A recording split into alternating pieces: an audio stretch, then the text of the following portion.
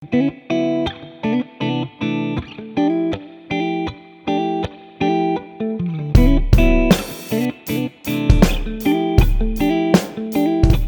evening, good people. I'm Kipling Primus, host of The Local Take on Jazz 91.9 WCLK. And tonight we've joined forces with AARP Georgia to present this town hall on COVID-19. We also want to thank MedCura Health Centers and CAU-TV. And we'll start with greetings from WCLK's Wendy Williams and AARP Georgia's Deborah Tyler Horton. Ladies. Hello, I'm Wendy Williams, General Manager of Jazz 91.9 WCLK. Jazz 91.9 is proud to partner with AARP Georgia to present the Local Take Town Hall about the COVID-19 health pandemic that disrupted all of our lives 1 year ago. Since then, WCLK has made it our mission to stay on top of the latest pandemic crisis news and deliver information on community resources, as well as share new developments that address individual and family concerns. The Jazz 91.9 WCLK Local Take COVID-19 Town Hall will bring together expert health professionals, physicians, community leaders, and medical scientists to talk through the importance of COVID-19 testing and screening and lay out the particulars about the COVID-19 vaccination, dealing with senior isolation, mental health, and surviving this new COVID-19 economy. It is our hope that the information shared during this town hall will be both insightful and helpful. And now a word from tonight's sponsor, AARP Georgia. Thank you, Wendy. Good evening. I'm Deborah Tyler Horton, the State Director for AARP Georgia. It is my pleasure to welcome you to this COVID-19 Town Hall. Our goal is to educate and inform you about choices you have for taking the vaccine and learn how to reclaim a bit of financial certainty. AARP has several resources available that might help you along this journey. 2020 and the pandemic were a double whammy, yet it seems like there might be some light at the end of the tunnel. We know this road has been overwhelming for many of you, and we understand the uncertainty you might feel. Our hope is that the next hour with our panelists will help you navigate your next steps as we look forward to a brighter future. A special thank you to WCLK for coordinating this town hall. We appreciate your attendance and look forward to staying connected. For other AARP events, please go to www.aarp.org/GA. Thank you. Take care and stay safe. Right now, AARP's work is more important than ever. We hear older Americans loud and clear, and that's why we fight for what they and their families need. Access to health care, affordable prescription drugs, opportunities to save for the future, ending age discrimination, a healthy, financially secure, fulfilling life. That's what AARP fights for, because that's what everyone deserves. Join us in fighting for what's right. Welcome back to our town hall on COVID-19. For our first segment, I'd like to introduce Dr. Teresa Jacobs from MedCura Health Centers and Dr. Elizabeth Ford from the DeKalb County Board of Health. Doctors, ladies, welcome to the town hall. Dr. Jacobs, can you share a little about yourself and why you chose to become a physician? I'm a family medicine physician. I work at a community health center. One of the main reasons I decided to go into family medicine, to actually become a physician, some 30-some odd years ago, I was pregnant, and the healthcare treatment that I received was just horrible. The folks were not very nice. They didn't smile. They kind of grunted. And I didn't think human beings should be treated like that, regardless of their circumstances. So I made a decision at 35 years old to go back to med school. And I did, and I'm so glad I did. I now work, play, and live in the same community where I treat my patients, trying to make a big difference or a better difference with our patients that we serve. And Dr. Ford, can you tell us a little bit about your background and why you decided to focus on public health? Sure. Thank you for having me first. So I'm a pediatrician by training.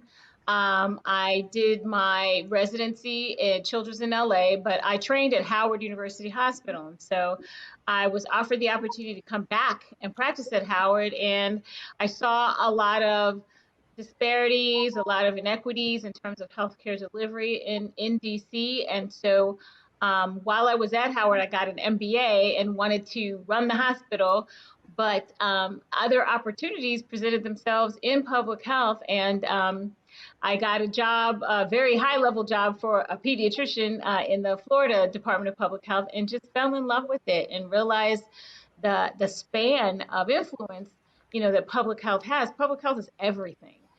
Restaurants, travel, all kinds of chronic diseases. And so I've just never regretted sticking with it all these years. It's been 16 years since I've been in DeKalb now. And we are glad to have you. So our first segment is about back to basics. And for both of you ladies, as vaccinations have increased, have the basics changed?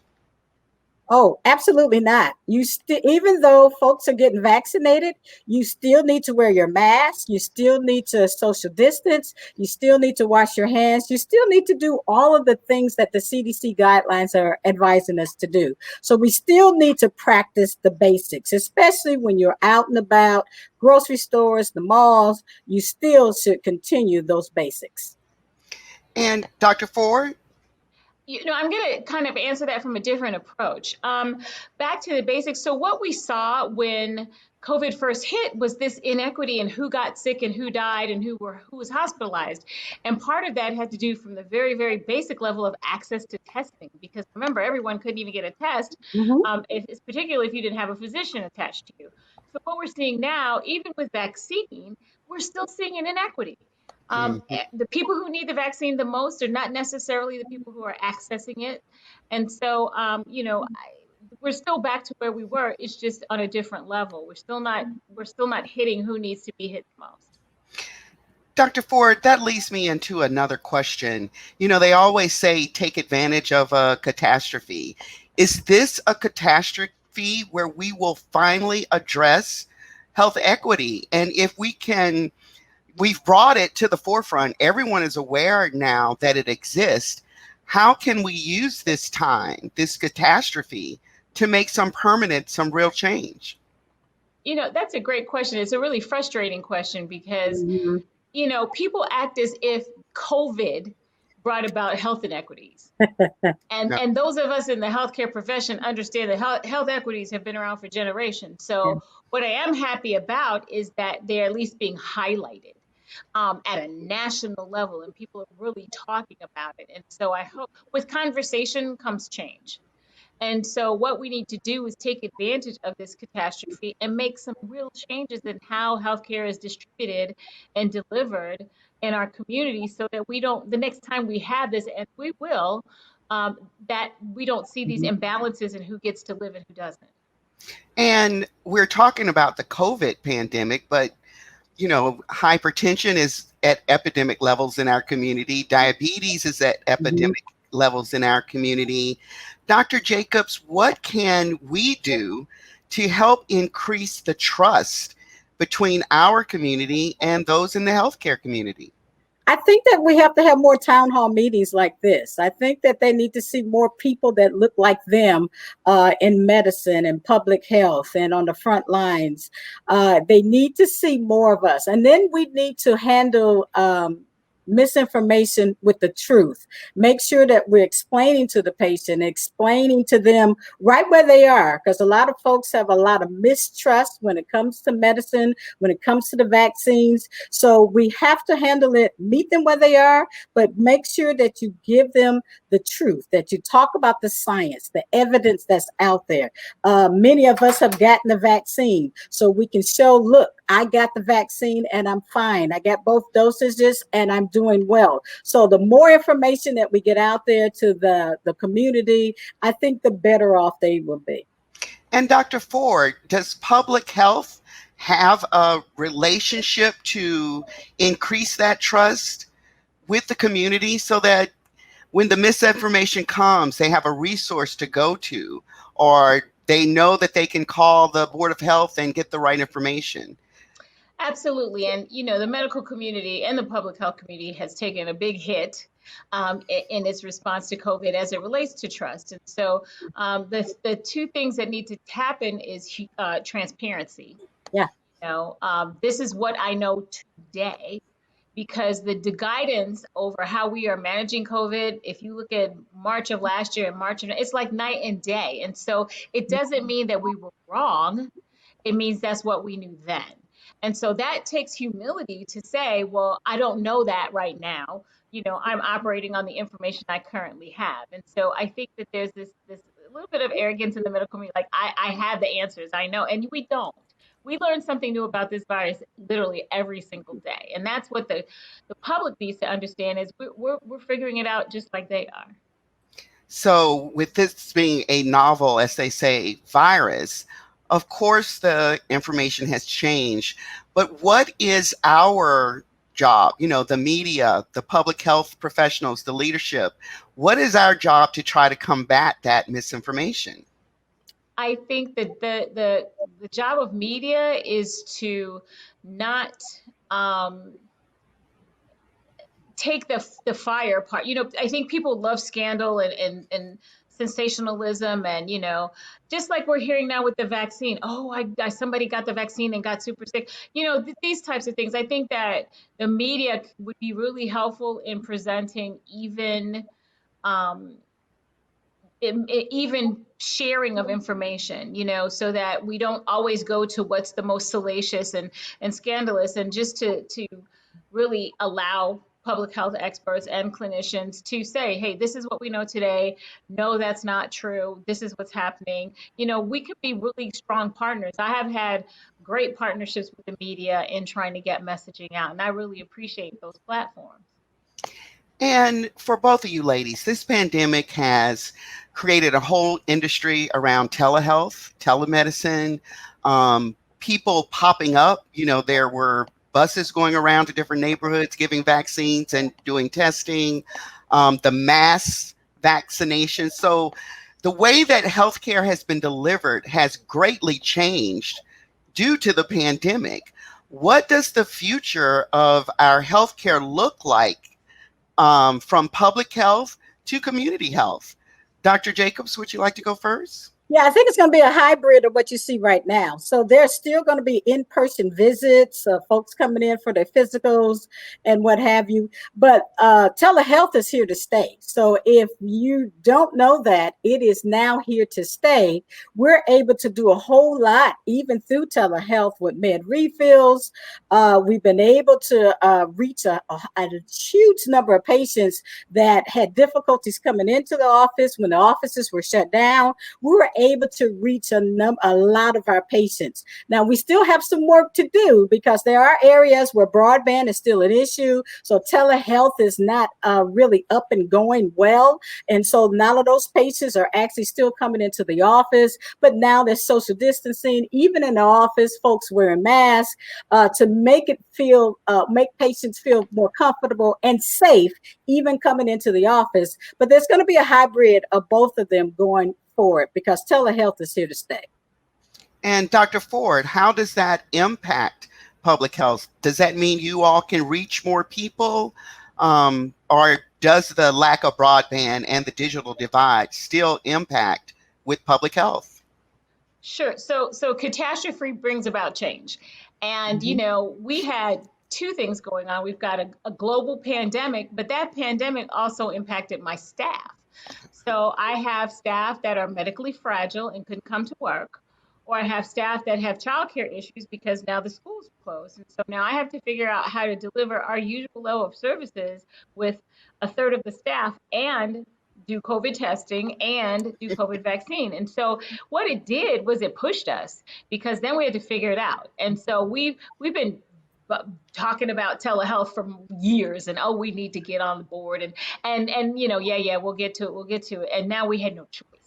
And so everything has been ramped up, pushing us into that realm, because it had to happen. And what we have learned is there's so much that we can do that does not require face-to-face interaction. I'm still old school fan of, putting your hands on folks, but we can still get a lot accomplished without actually having to be in the same space. And the technology now with telehealth is extraordinary. And so we really do have a whole nother realm of healthcare delivery. But yes, to the other point, it's still, again, here we go with the disparities, because if you don't live in the area where you've got the great bandwidth, you don't get the access to that. Mm-hmm. Well, ladies, I want to thank you so much. We're going to move to our second segment now. Dr. Jacobs, we're going to keep you here. Dr. Ford, we want you on standby. And we're going to have Dr. Jeffrey Hines join us. And our second segment is about the vaccination. We're going to talk about the good, the bad, and the ugly. And I will let everyone know I am fully vaccinated. I got 2 doses of the Pfizer vaccine, and I feel good. I mean, there's a little stress relief knowing, that someone sneezes on me, I won't die. So I'm glad to introduce you all to Dr. Hines and Dr. Jeffrey Hines. If you could tell us a little bit about yourself and why you became a person with a medical career. Dr. Hines?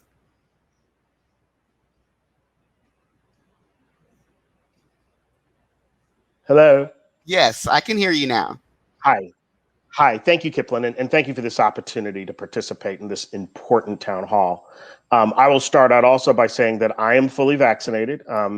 I was one of the early ones. I got the Pfizer vaccine in late December and early January. I'm right-handed, so I got it in my left arm, and my arm is still there. It's important for people to know that, because there's a variety of myths that are out there. I'm a gynecologic oncologist. I take care of women with GYN malignancies. I do their surgery and their chemotherapy. But importantly, a new position that I've taken on with Wellstar Health System is I'm their medical director of diversity, inclusion, and health equity.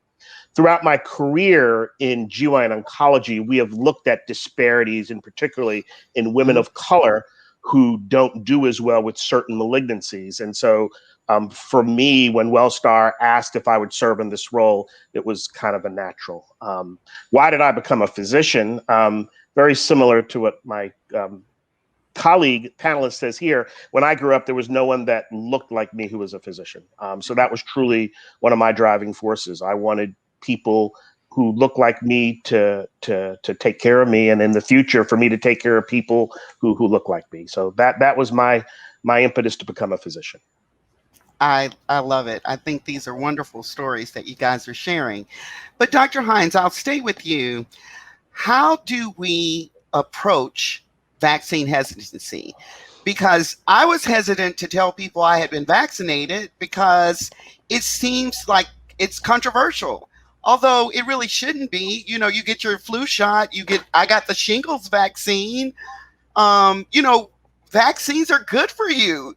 So what can we do to move people beyond that hesitancy that exists in our community?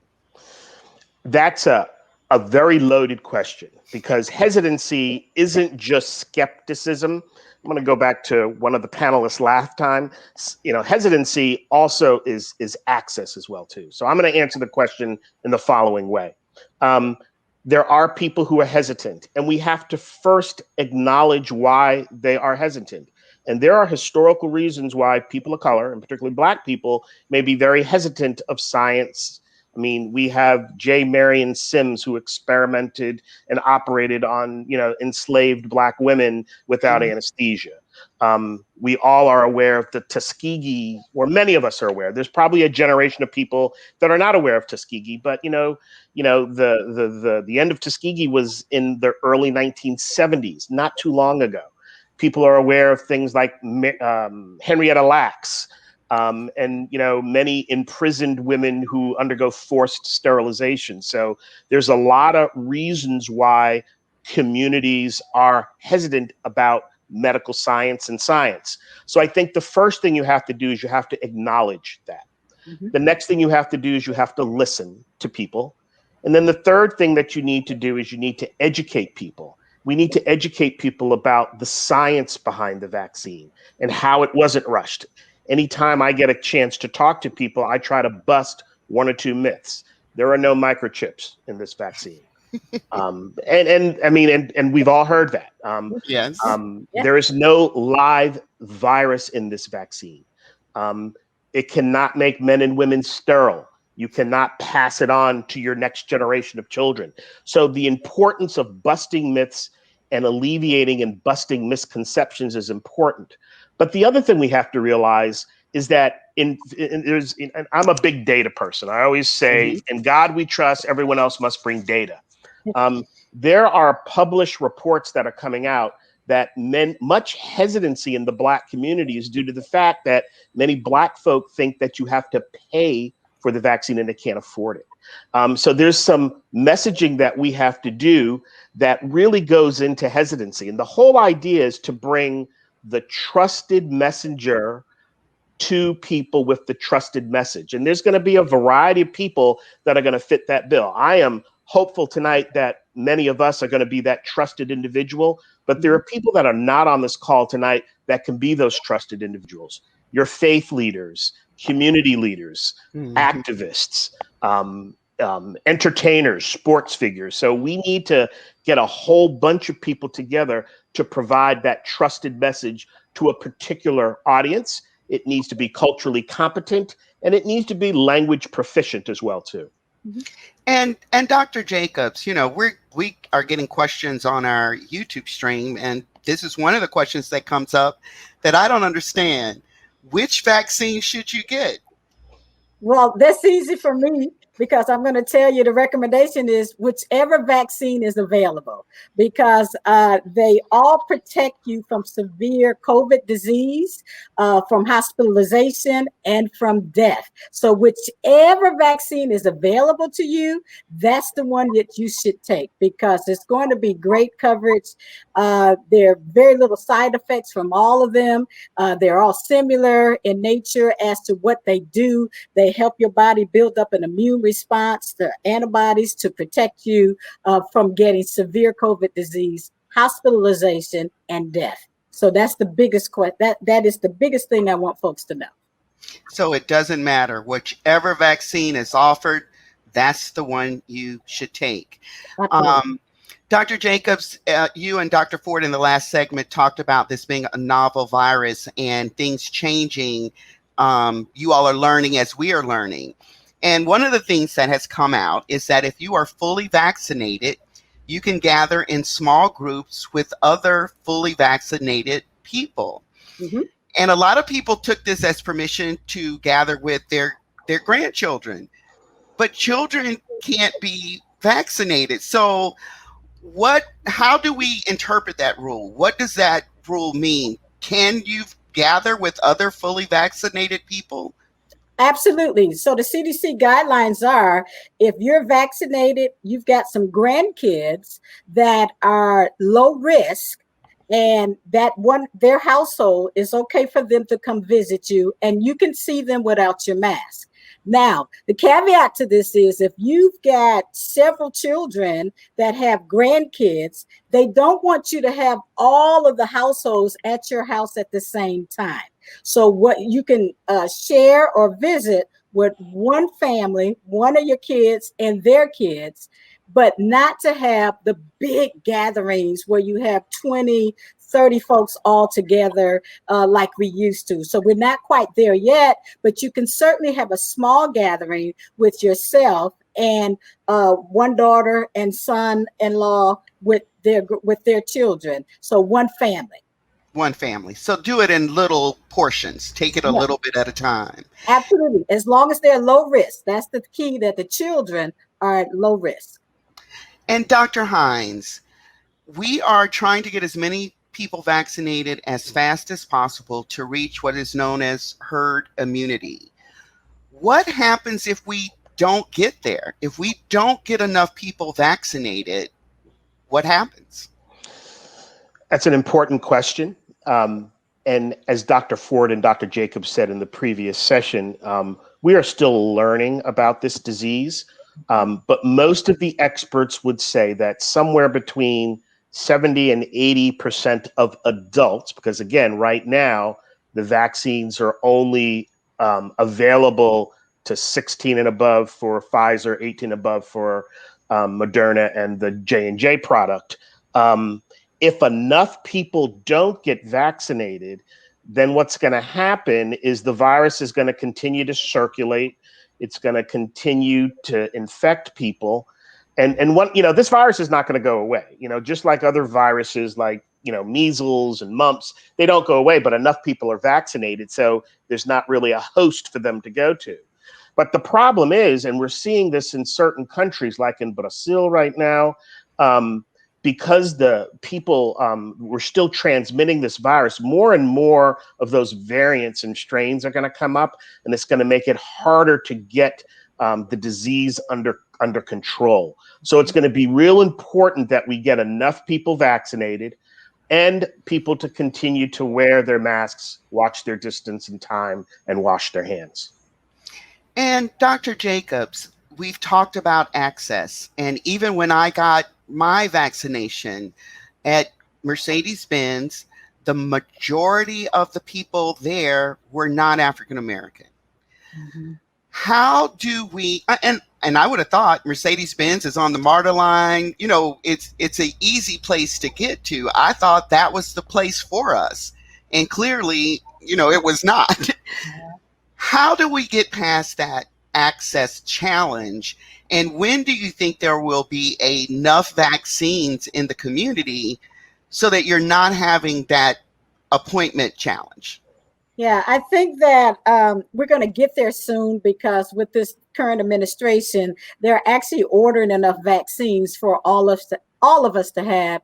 And I think our president even said by the end of April, there should be enough vaccines for every adult that need it and want the vaccine. So soon, and very soon, that's not going to be a problem. We're going to have more vaccine than probably people that want to get vaccinated. But little by little is being rolled out, and you see there are different offices now. There are mobile units that are going out to specific communities. There are folks even setting up vaccine sites at local churches, and there are churches where there are people of color, Black and brown people are attend there. And so we've got pastors that are encouraging their congregants to get these vaccines. And so they're bringing it to the community, not just to Mercedes-Benz, to the stadium there, but they're bringing it out to primary care offices, to local pharmacies now. And so they're going to make access fairly easy, but it's rolling out. So just give it time. And I'm told by the end of April or so, we should have enough vaccines for everyone 18 and above that desire a vaccine. And Dr. Hines, I'm going to give this question to you, but this has come through our chat. People talking about their fathers, their significant others, the men in their lives who are not interested, who think, I'm all right. I'll keep wearing my mask. I'm good. I don't need a vaccine. What do you say to men? And I'm sure there's some women too, but this is sometimes uniquely a man thing to think, I don't need help. I'll be good. I'm not getting a shot. And that's a challenge. It's interesting because in many organizations, and much of the data actually says it's the opposite. It's women who perhaps are more hesitant or skeptical, especially childbearing women. And we can talk about that another time. I think it's that same thing in general with men. And again, there's data to support this. Is, you know, who drives healthcare in a family is usually the woman. So I think, again, getting the trusted message, and I think, you know, doing focus groups, talking to men. Who do you trust? Who do you listen to? Are you going to listen to, you know, a sports figure? Are you going to listen to your faith-based leader? And I think that's the person that we need to tap to do that very important messaging to men, so that they make sure that they get themselves vaccinated, and then they model that behavior to other people, to other men, other people in the community, other people in the household. I just want to make one other comment about that equity piece, because I think one of the issues that we have done nationally is you don't necessarily do work in equity with speed. You get equality sometimes with speed, but you get equity with intentionality. And I think we nationally didn't lead with equity.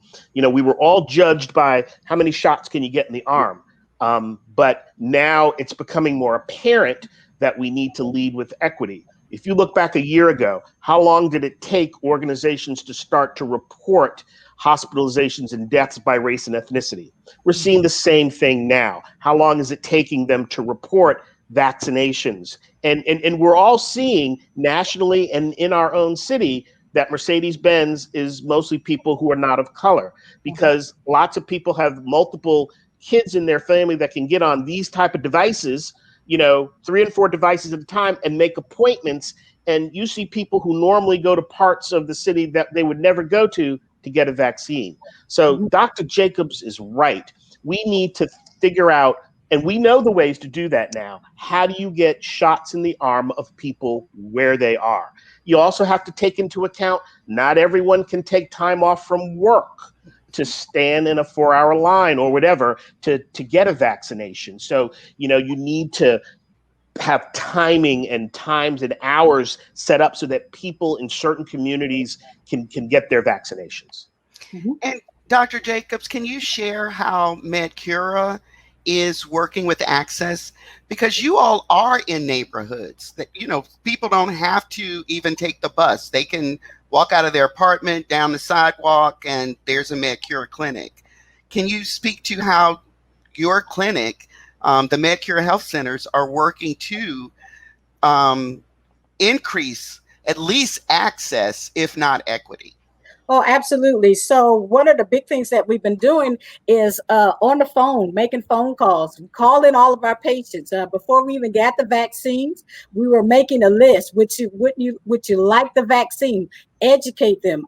This is like my 5th talk for the community this week. So I'm doing community talks. I even with the AKAs, with specific churches, fighting or giving the truth instead of misinformation. And so we are taking names, writing them down. 5 days a week, we're giving those vaccines. On Monday, we're going to actually open up a drive-through right there at South DeKalb Mall. So we're not only doing testing there, but we're also we'll be giving the vaccines out as well through the drive-through right here at South DeKalb Mall. So all someone would have to do is call MedCura Health, our phone number, and they would be able to get an appointment. You'll be placed on the list. They'll call you back to give you a date and time when to come. But there'll be a couple of different sites you'll be able to get that vaccine. So but these are patients that I know we love. We see them on a regular basis. So we know their moms, we know their dads, we know their children, we've been to their graduations because we're a community. So when somebody in their community, they're physicians, they're OBGYNs, they're pediatricians, and we're telling them we've gotten the vaccine, so it's safe for you to get it too. It makes a huge difference when they know that we've gotten it. There's no arms growing out of our necks or anything like that. We're still alive. We're still talking and joking with them.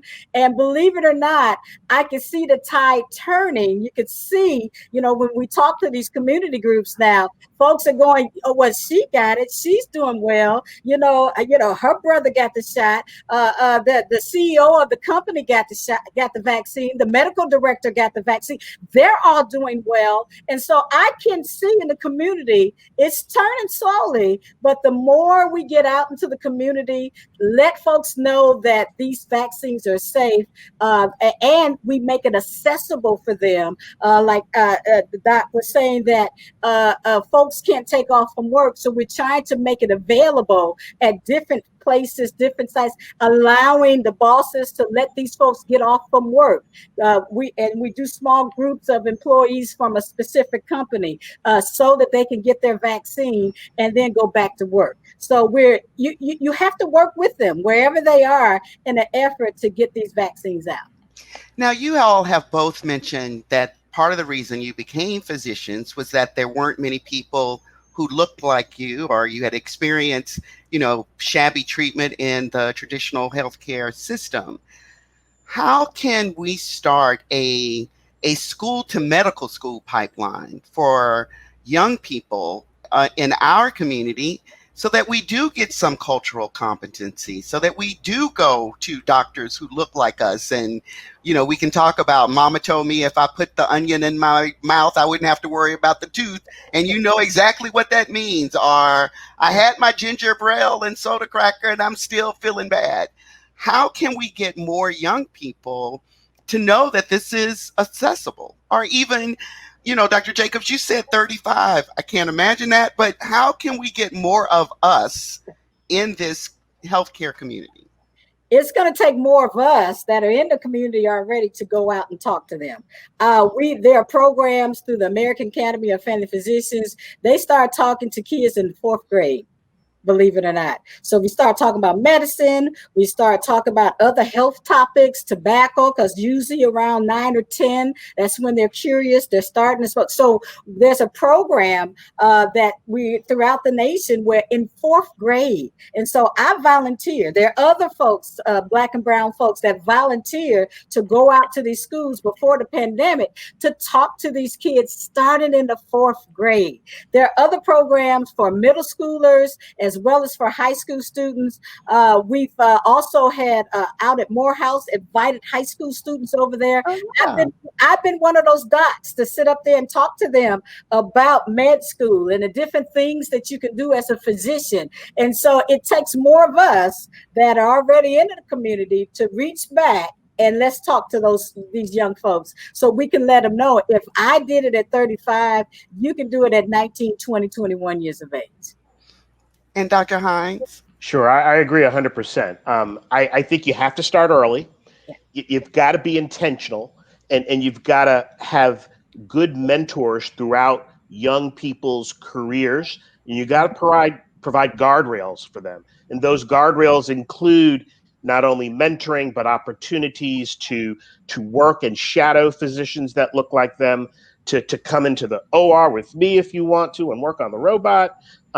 But also there needs to be intentionality around the finances around a medical education as well too. So it's going to take not only the mentoring and the financing, the mentoring and the sponsorship, but what are the enrichment programs? What are the pipeline programs that we can get our students in? And what's the financial plan for them to finance a medical education? Yeah. Well, I want to thank you guys so much for making this second segment so very compelling and so very interesting. And, hopefully we can increase access. I'm fully vaccinated. Dr. Jacobs is fully vaccinated. Dr. Hines is fully vaccinated. And we are not having challenges. In fact, it really does feel good. We are about to go over and hear from one of our sponsors. WCLK will be having their spring pledge drive before the end of this month, and MedCura Health Centers is our nonprofit partner. So when you make a pledge to WCLK, you can also make part of a donation to our nonprofit partner, which is MedCura Health Centers. And we've just been talking to Dr. Jacobs about MedCura being the community neighborhood health center where your doctor actually goes to your graduation and knows your mom and dad and all of those good things. So here's a message from WCLK about their upcoming spring pledge drive. Jazz 91.9 WCLK, Atlanta's jazz station. Classic, cool, contemporary. This is Jazz 91.9, my favorite station. Listen at home, work, on your computer, in your car. Member supported, National Public Radio affiliate. Jazz 91.9 WCLK, Atlanta's jazz station. Listen up.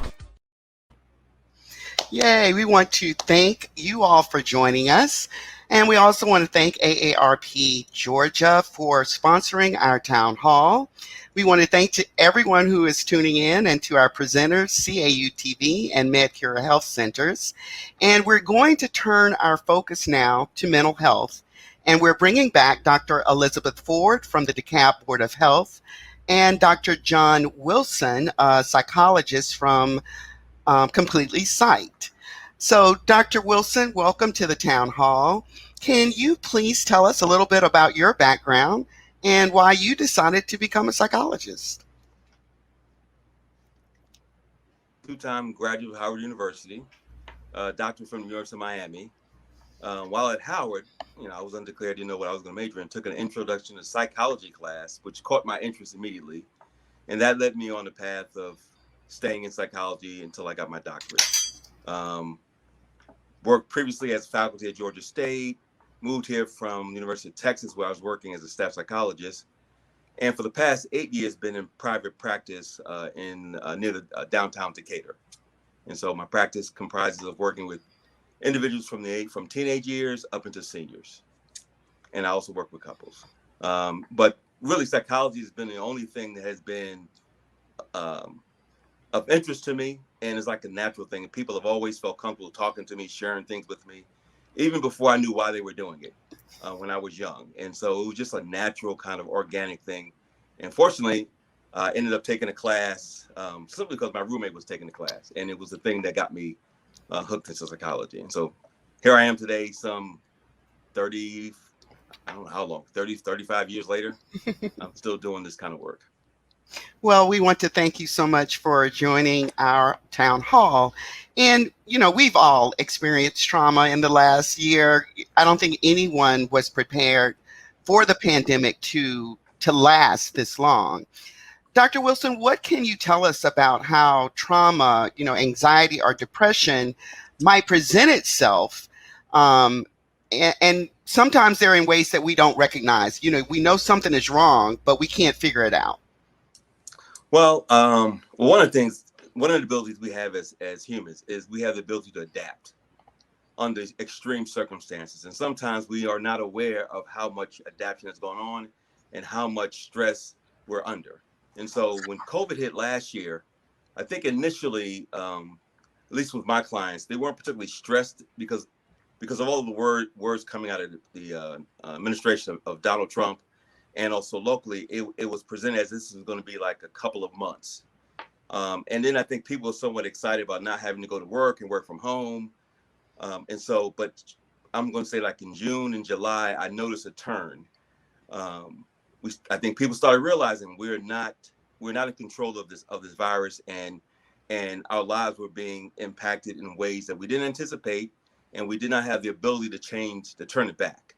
And so with that, now granted, when COVID hit, people are living their lives and they're already dealing with whatever relationship issues they're having to deal with, if they're already depressed or anxious, or they're dealing with some type of life transition. And then you on top of it, you throw in having to deal with a virus that no one really had information about. We're learning every day. And back then we really didn't know. There was no vaccine on the coming forward at that time. And so there was a lot of just kind of exaggeration of depressed mood, anxiety reactions. I think relationships were hit hard. And so it was a tough time. And a lot of it has to do with not having control. And we do, as humans, we like to feel like we have some control, even if we make up stuff to make it feel like we're in control. So I call that the illusion of control. And so I think that escalated. And I did notice a difference with clients I have been working with from the beginning of the year throughout the year. They tended to manage much better. They didn't have the symptoms weren't exaggerated. And in fact, many of my clients actually thrived last year. They were able to do many things they had not been able to do for many years because of either procrastination or didn't have the time or the wherewithal to do it. Promotions, children, having babies, buying homes. Now, the people that maybe joined my practice into the year, they had a much rougher time in dealing with this kind of control inability due to the virus and not knowing when it's going to end. And in addition to all the stuff that was going on in terms of the political stuff last year, police brutality stuff last year, protesting last year. And so it was just compounded on individuals that made it real rough for some people. And so I reminded people that even if you don't feel stressed, I want you to assume that you're extremely stressed, and I need you to come up with additional creative ways to manage that. So you can't rely on what you've always done. So whatever you did in 2019, that's not going to be enough. So just assume that you need to do more. And so it required people to be a lot more creative. Some people were able to do that. Many of my clients were, but some weren't. And so the year was, the year was even more stressful and more challenging than they anticipated.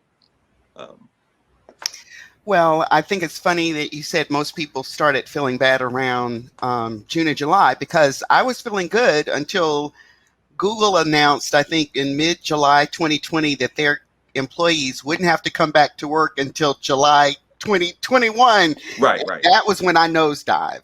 I really Right. did. So like we started getting information from major corporations, the different sport leagues were shutting down. And so, I mean, you're getting messages from Governor Kemp and President Trump that were minimizing the reality of what we were dealing with. But I'm looking at certain businesses and I'm like, they're shutting down up until either the end of the year, going into 2021. 2022, yeah.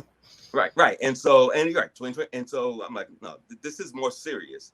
And so, and then just watching how different professionals like Dr. Fauci, that's the dude I'm listening to, how he was being shut down and being attacked.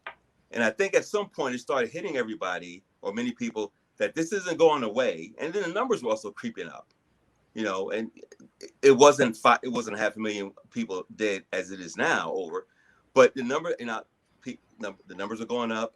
And I had to remind clients the significance of these numbers. Like these are a lot of people, and this is the official number. Now, my assumption is probably more, but the official number was high, and it was growing at a higher rate, and there was no second wave. And so, a lot of my work with some of my clients was kind of keeping them in a place of reality. Like you have to deal with what's in front of you, and not distort reality, and not kind of have this hope that things would somehow magically improve because some politician said it would, or some business person said it would. I encourage my clients to pay attention to the professionals, the scientists and the medical professionals, because they're going to have the information that you need to kind of have a perspective that's going to get you through this. And Dr. Ford, how did public health handle the mental health crisis that has been a part of this pandemic? Sure. So it's a challenge for public health because the mental health component is not run by the health department. It's a separate agency, the Community Service Board. But we all know that mental issues manifest in physical signs. And so a lot of the headaches and stomach aches and all of those types of things, sometimes just loneliness. And they were having a lot of seniors, for example, that were isolated in their care centers, unable to see family members, die literally of loneliness. And so, we've seen the desperate need for human contact and what happens when you can't access it. And so it's tough because, people want to be around each other. Sure, there are populations of folks that just absolutely refuse to wear a mask and socially distance just because they feel like it's a violation of their civil liberties.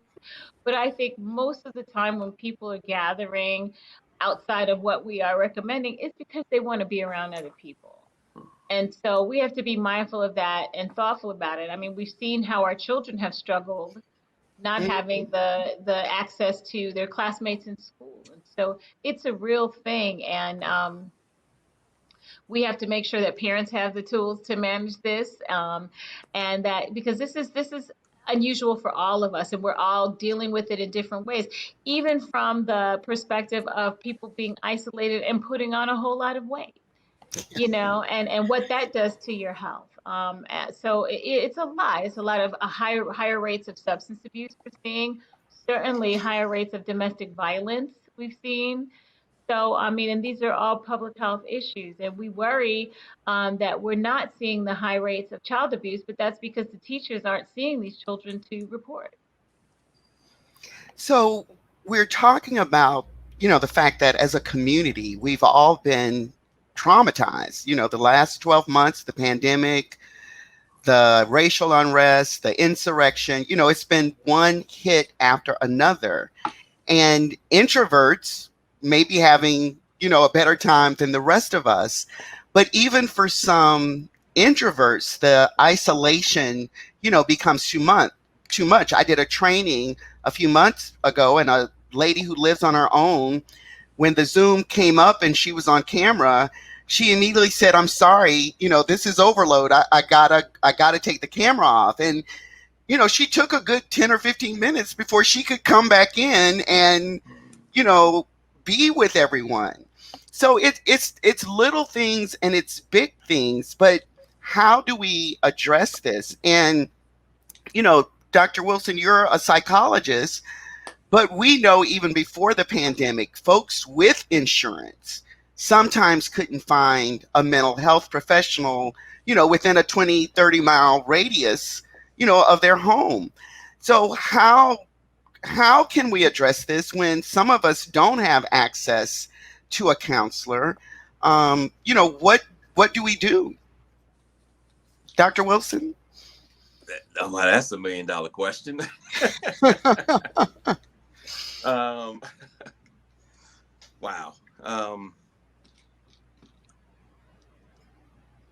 Well, I don't. That's a hard question to answer. But what I'll say is, one of the things I did know, I have noticed it is more difficult to find therapists now than people were able to find back in 2019.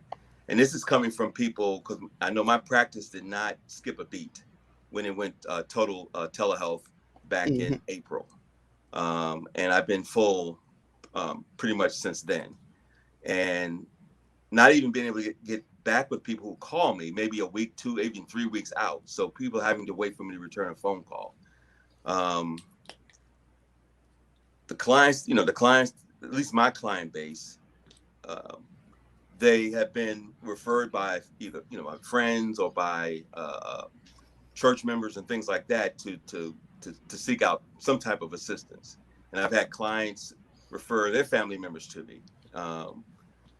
And fortunately, they've been able to access. They had, they could pay out of pocket, or they had decent insurance. Now, I am concerned, with individuals who don't have health insurance, because this can be a pretty costly endeavor. And then if you tie into what what you're talking about the last segment, in terms like gender stuff, and so men in general just find it really difficult to acknowledge that they need to talk to somebody. And so typically they're forced to do so by girlfriends, wives, or their job. And so that becomes a hindrance to people coming in. Now, I do think we were talking about, I do think the fact that I'm a male talking about the importance of self-care, and it's okay to ask for assistance, and it's okay to recognize that you're feeling overwhelmed with everything that you have to deal with, has been beneficial.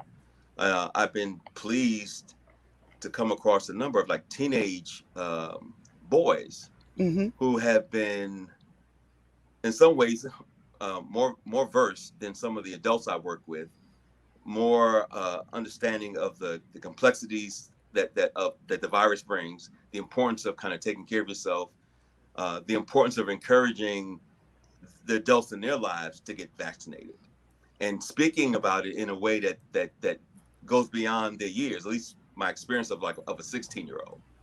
you know. And so it's been an interesting journey, and I'm finding as the year went on, more people were more comfortable engaging in looking for therapists. And typically people don't think males are really doing that, but I've gotten more calls from men, particularly Black men, Yay. and Black men who aren't being threatened to seek out therapy. They're doing it on their own because they recognize that, you know, they're having some difficulties, or they want to relate and support their family members, even in the face of being criticized. Like this, like I'm thinking about a client who was very protective of his girlfriend, who was very concerned about the virus. So he was making choices that benefited her mental health, but he's been somewhat, I won't say attacked, but he's been shamed around doing that. Like somehow he's not, like he's being controlled by his girlfriend, or he's being controlled by this irrational fear called coronavirus. You know, and so I've been very pleased to kind of just notice this. I mean, I wasn't particularly expecting this particular change coming from many of the men I come across, because typically I have to kind of finagle and press and confront guys to go to making a doctor's appointment, get a physical, get your blood pressure checked. But I've noticed over this past year that has been happening much less, and so I feel positive about that. And Dr. Ford, are you all finding that more people are actually reaching out and trying to engage with mental health practitioners? Well, I think that because to the doctor's point, the challenges that Dr. Wilson mentioned about access, I think it's become more of just friends and neighbors and people just doing check-ins. Are you good? Are you okay? You know, because of the isolation, you know, I know we have a lot of family Zoom calls. We have a lot of weekly check-ins just among my friends, because, you know, everyone just wants to make sure everyone is okay. You know, so it may not be a professional level, but just that emotional connection of, are you good? Right. And that is so important, to ask that question and wait, you know, not, Right. hey, you doing all right? Yeah, I'm doing good. You know, and keep it moving. How do we get more of us to understand that sometimes we can be the saving grace for someone in our community if we can listen? Dr. Wilson? Well, I encourage people, like you don't necessarily need a professional with a multitude of degrees to be helped. We all want to be heard. You know, we all want support. We all miss being around the people that we care about. We miss the physical touch, the closeness, the conversations. And so I encourage people that, you know, check in on people, but also, you know, let people know you need them to check in on you. Because I do recognize that sometimes people aren't aware to like ask for what they need with regards to this. And so, or they're in a habit of always being available for other people. And so, you know, they get those needs met, but then they're not focusing on what they need in a particular moment, because they're taking care of other people, or they're focused on other people. But you also have to do self-care around this. And so we all want to be, you know, we all want somebody to check on us, make sure we just basically okay. And you don't need a social worker, a psychologist, a physician to have to do that.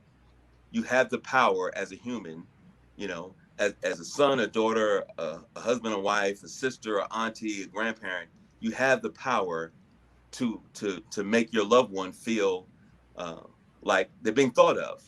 You have the power to listen. We all want to be heard, no matter what we're saying, no matter how rational, irrational it is, how crazy sounding it sounds, or how reasonable it sounds. We all want to be heard. And, you know, in these times, it's easy to feel isolated, and to literally be isolated.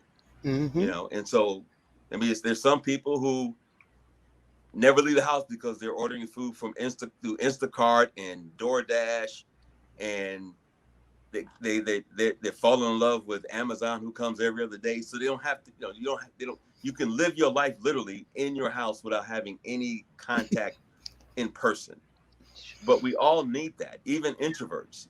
So even I noticed that changed last year, and throughout the year, introverts, well, I'm doing good. This is pretty much how I always flow, except I don't maybe not do this one thing or two things, but I'm good. And the extroverted people I knew, they were like pulling their hair out. They needed people. But as the year went on, even introverted people recognized that they too also needed, like, they needed some friends around. They needed to have some conversations with somebody, not only through Zoom.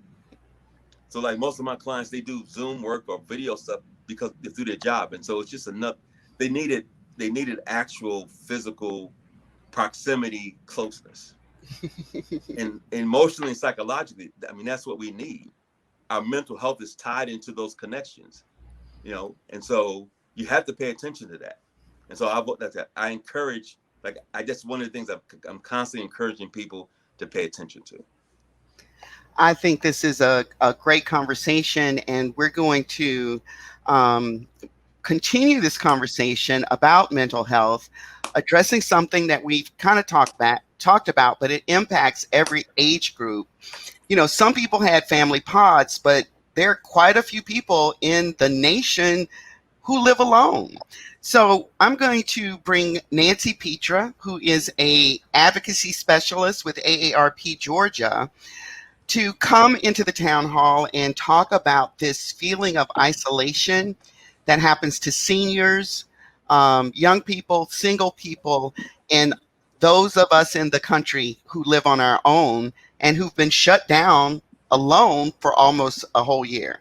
So Nancy Petra, welcome to the town hall. And if you could just share something about yourself and how you came to be in advocacy for older adults in our country.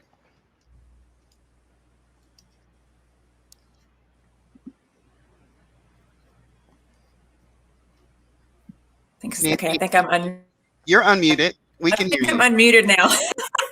Okay, start over. Yes, I was an attorney with the Athenian Society in the Senior Citizens Law Project. So representing seniors and, you know, with nursing home issues and probate and Medicaid, Medicare, a lot of any kind of consumer fraud, scams, those types of issues, home ownership issues.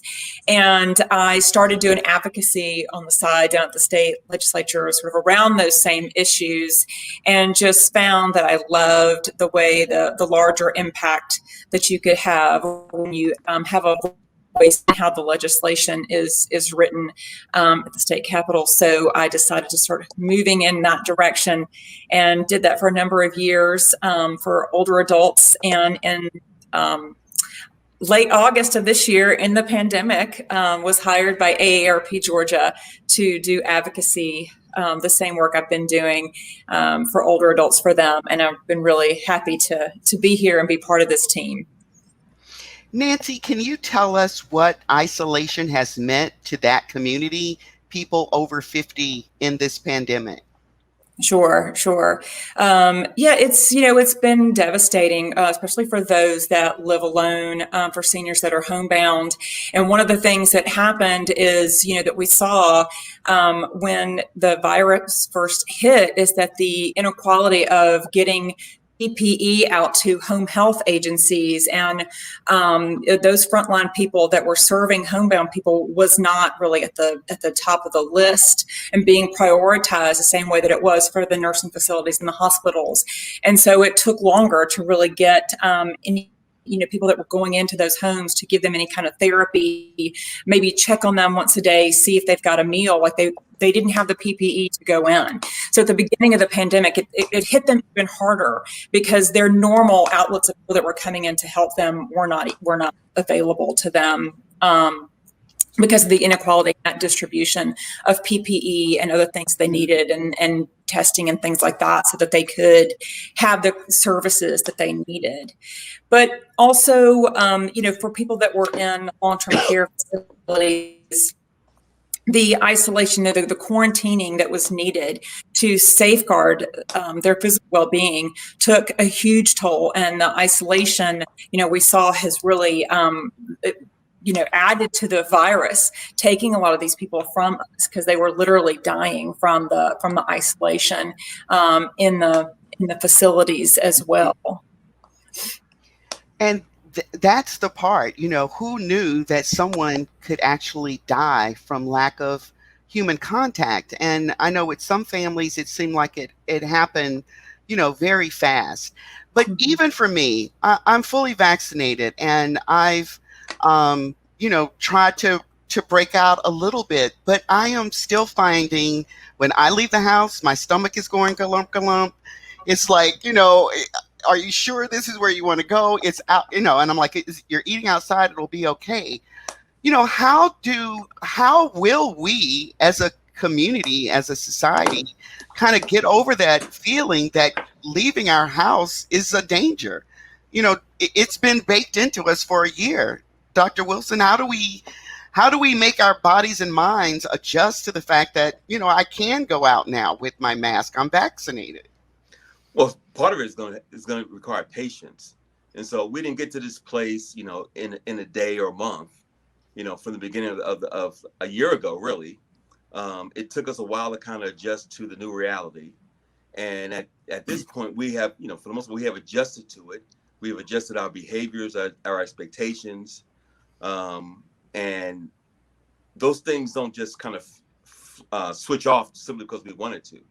And we also recognize that not everybody has been living at the same level of concern with regards to the virus. Mm-hmm. And so even the simplest things require a lot more thought than it did 2 years ago. And so just going to the store, you want some ice cream, it's not just an ice cream run. It's like you got to make sure you have a mask. When you get to the to the grocery store, depending on how many people you see with a mask or not, you decide whether you go in, you go. It's a whole now process. And so at this point, that's the habit that we're living with right now. And so, and for many of us, that is, we're attributing our survival or our lack of maybe contracting the virus to these new behaviors. So you're not going to just readily just give them up simply because there's 3 vaccines out there or people are getting vaccinated. There's still going to be that hesitation and that fear, because unlike other dangers, you can't see the virus. You don't know if anybody is necessarily infected around you, and so there's still that fear. And so even after we get a certain number of people vaccinated and it's herd immunity, I think for many people there's still going to be time that they're going to have to begin to trust, because it ends up being about trust and about fear and safety. And so those things don't just kind of just come back, and so, but dealing with the reality of the virus and the numbers going down and seeing other people comply with being safe will help that process. But you don't want to be the person who says, oh, it's all good now, and then tragically something happened. Like you don't want to be. So you want to err on safety for many people, And so. And Nancy, what kind of tools has AARP put in place to assist with that isolation that so many people, older people, are living in right now? Sure. Yes. So this year we have done a lot of great events virtually to reach out to our members and the public and our volunteers to give them outlets. We had a Passport to the Arts event that went on throughout the year, where they could do wellness activities and art activities, and go to the zoo from your home. And we had a Living With series that talked about different types of issues such as diabetes and, health issues that they could learn more about and, educate themselves and be involved. We had once a week yoga events that we sponsor. We had these great couch concerts that sort of brought music into your home and gave you a reason to get up and dance and have fun and, interact with our other members that were online with you. So we did a lot of events like that. We also continued to engage with our volunteers who still wanted to have a purpose and wanted something to do, even though they were staying safe and they were at home, but they wanted to reach out. And so we included them in planning these events and being part of these events. We also, one of my colleagues launched a great sort of postcard writing where the volunteers could write postcards to nursing home residents, just to, give them something to look forward to, something in the mail, something to see, to let them know that there are people that are thinking about them and that they're not alone out there. So we did a lot of events this year and in the virtual space to engage with the 50 plus and to give them something to look forward to engage in, to be a part of, while they were at home. We also are going to probably continue that because as we, as Dr. Wilson said, like over time and as we slowly come out of this pandemic, people are not going to suddenly just want to go back out and start feeling comfortable with going out to the grocery store all the time and all of that. So I think as we move forward, we'll still continue a hybrid of that to keep some of our virtual events as we get closer to the point that we might be able to do some things in person. But I agree with Dr. Wilson. I think that, early on in the pandemic, for the longest time, all we were inundated with every day were death tolls and case numbers and overruns of ICUs, and that upped our mental health, our mental health issues and the social isolation that we felt. It felt even worse. That fear grew and grew and grew. So I think as we come out of this and numbers go down and cases go down and you start to see people living healthier lives in hospitals, the ICUs are not overrun. As that continues and we can see that in our communities, then people will start to get a comfort level with being able to be out. But we've got a ways to go to get that trust and that comfort level back. And Dr. Wilson, now this may be a crazy question, but occasionally I've been able to fool myself, like, pretend like your ankle isn't hurt and you can get through this walk and, at least get yourself home. Are there any mental tricks, we can use right now to try to face this uncertain future? How do we let go of that need to control? First thing is probably not try to have any mental tricks. Like it's good. My philosophy around all this and how I work with my clients is like the anxiety goes down, moods improve when you deal with things straight up. It is what it is, because that's the space you have to be in where you find your options. Okay. You know what I mean? And you find your power to maneuver in different ways. Otherwise you start doing a lot of kind of what we call cognitive distortions. Okay. Which is really just your brain lying to yourself to make you feel better or to cope with something. But those cognitions are giving you false information, and can be damaging. Now the damage could be anywhere from, coming up with the wrong conclusion or making a choice that puts your life or a loved one's life at risk or danger. And so my thing is like, deal with it as it is. It's not the boogeyman. It's not the Walking Dead. We're not turning into some zombie movie. You know what I mean? And so, but when you start tricking or doing what I call mental gymnastics, that actually will, in my view, it will lead to increased anxiety reactions, increased depressed mood. It will increase risky behavior. Now, out of all of this, I remind clients, there's nothing you can do that's going to eliminate risk. Your power and your choice is how can you mitigate and manage the risk that's in front of you. But the only way to do that is if you see it for what it is. So, you less likely to be blindsided, be caught off guard, and you'll be less likely to have you'll have more options. And so you won't be stuck. And so I'm a person that I like at least two options, even if I don't like the two options, at least give me two options so I can at least choose one. And so when you do mind tricks or try to fool yourself, or then you get into like magical thinking and mythical stuff and believe in fairy tale kind of like ways around this. Like, don't get caught up in that because that takes a lot of energy. I'm like, if you're gonna use all that energy for that, well, why not use that same energy for some constructive, effective, proactive, intentional things you can do that actually will have a positive impact on you kind of managing and maneuvering through this time. Because that's really where the adjustment is going, where you're going to succeed. You know, because we're not going to be in this space forever. At some point, it's going to end. You know, and so, so face the truth, face the facts. Yeah. I mean, and just keep moving forward. Yeah. The fact is, I mean, a lot of people have died, unfortunately. A lot of people have been sick. But the reality is a lot of people have not caught the virus. They have not ended up in the hospital. They have not died. It's been inconvenient. It's been uncomfortable.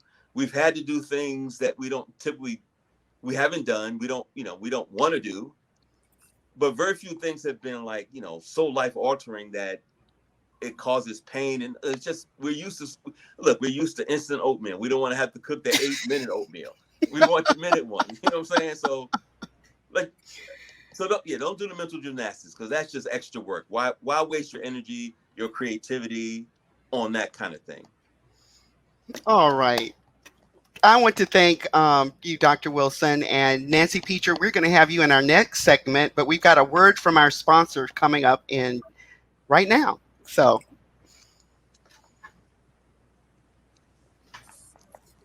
yeah. Right now, AARP's work is more important than ever. We hear older Americans loud and clear, and that's why we fight for what they and their families need. Access to health care, affordable prescription drugs, opportunities to save for the future, ending age discrimination, a healthy, financially secure, fulfilling life. That's what AARP fights for because that's what everyone deserves. Join us in fighting for what's right.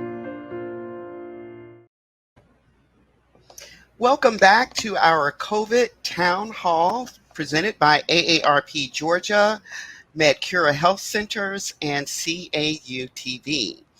This is our last segment, and it is about the COVID economy. I want to introduce John Moya from the Urban League, and Nancy Peacher will be back to join us about this segment. We know that the COVID economy has impacted women more than anyone else, but we're trying to, hold on. People got their stimulus checks, but over 77,000 people, I think it was, filed new unemployment claims this week. So, John Moya, if you could introduce yourself to our viewers and tell us a little bit about your background in finance, and then we'll start on this challenge that COVID has brought. Sure. Yep. Again, I'm John Moy. I'm the policy director for the Urban League of Greater Atlanta, and I've spent the better part of my career really in government and in politics. And I certainly remember during the last Great Recession, I served in New York City as the deputy director of the Governor's Economic Development Council. And that's when I really had a chance to really sort of delve into really certainly the economic crisis that took place then. And this certainly has exacerbated that, certainly taking a look at what happened 10 years ago in terms of the pandemic. So it's a very difficult time. Some of these jobs certainly are not going to come back, but I'll talk to you about that in a couple more seconds. So one of the things I wanted to talk about was, government has come to the aid of most people. Some people got enough money to pay cash for Lamborghinis, and some people are still barely holding on. Not me. So could you just say a little bit about the PPP funding and what's available now in the new act that is supposed to target small businesses a little bit more favorably? Absolutely. As a matter of it's a great question. So last night at the Urban League, we had a wonderful discussion with the Small Business Administration. We had about 2,800 people actually on that call, if you can believe that or not, and went detail by detail in terms of the American Recovery Plan, that American Rescue Plan that the president just signed a few days ago. So, without going into specific details, it's a great plan. They have certainly extended the deadline beyond March 30th. And it's a great program for businesses really to draw down funds, much needed funds in terms of sustaining their businesses and also keeping employees on the payroll.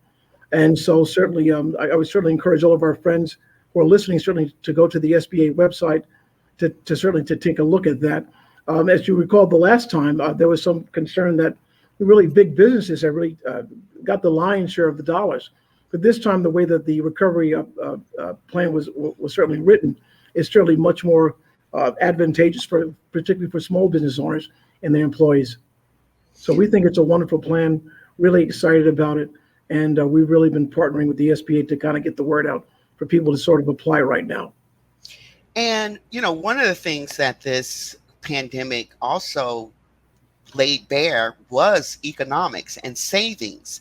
And a lot of people think they don't make enough money to save. A lot of people just don't think about saving because they're spending their, money up until the next paycheck hits.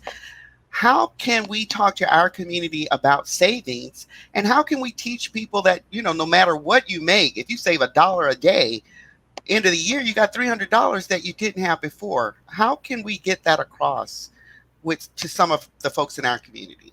Sure. My great grandmother who raised me, taught us that, it's not what you earn, it's what you saved.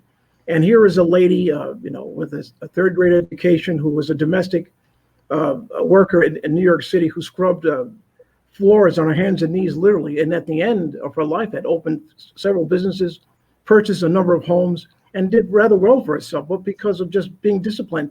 Even if it's $1, even if it's $10, even if it's 10%, you always pay yourself first. So her thing was, John, pay yourself first. So even if it's just 10%, just 10% aside, whatever it is, and just certainly invest it. Put it away, tuck it away, and then as you become more sophisticated, there is CDs and investments and stuff like that. But at least at the very minimum, save something, because I can assure you one thing that COVID has taught us, that a rainy day not only will come, but we certainly don't know how long it's certainly going to last. And Nancy, can you share with us what some of the lessons that seniors have had to learn this year with the financial change that has occurred? Sure. Yeah, one of the things that 51% of Americans 50 and over, don't have an emergency savings fund. So to your point, reminding people that just having, a few extra $100 to be able to, is really the difference between whether or not you can pay your groceries, or pay health care. And those are all things that were really exacerbated by COVID-19. And what we've seen too is that there was a disparity in the number of workers over 50 who are losing their jobs or being forced into retirement early that really would not have done that otherwise. And so I think only time will tell, as studies sort of show, is this really age discrimination or not. But I think there's statistical data out there and things that's sort of pointing in that direction. And then a lot of those older workers were women. Caregivers that are, they're taking care of someone at home, and whether it be a parent or a child or a sibling in their home, and they're also trying to go to work. And those people, that they don't have access to, paid leave to take care of their family, or, paid sick leave, things like that. They were having to choose between, maybe going to work when they may have a fever and not getting a test, because if they didn't go to work and they lost that paycheck, how are they going to be able to provide for those at home? And a lot of that really revealed itself during COVID for the older workers. And Mr. Moye, how do we come out of this? So many people are going to come out of this behind. How do we prepare to come out of this so that we do hold on to our homes, or we find that part-time job, or they finally raise the minimum wage? How do you see us coming out of this as a community? I see us coming out of this, unfortunately, I think, very gradually. Okay. And I think, we're going to certainly have to put programs into place. Certainly in terms of home ownership, particularly in the African American community, we really never recovered from the Great Depression. From the Great Recession, I should say, 10 years ago. But home ownership is certainly still the bedrock of the American dream.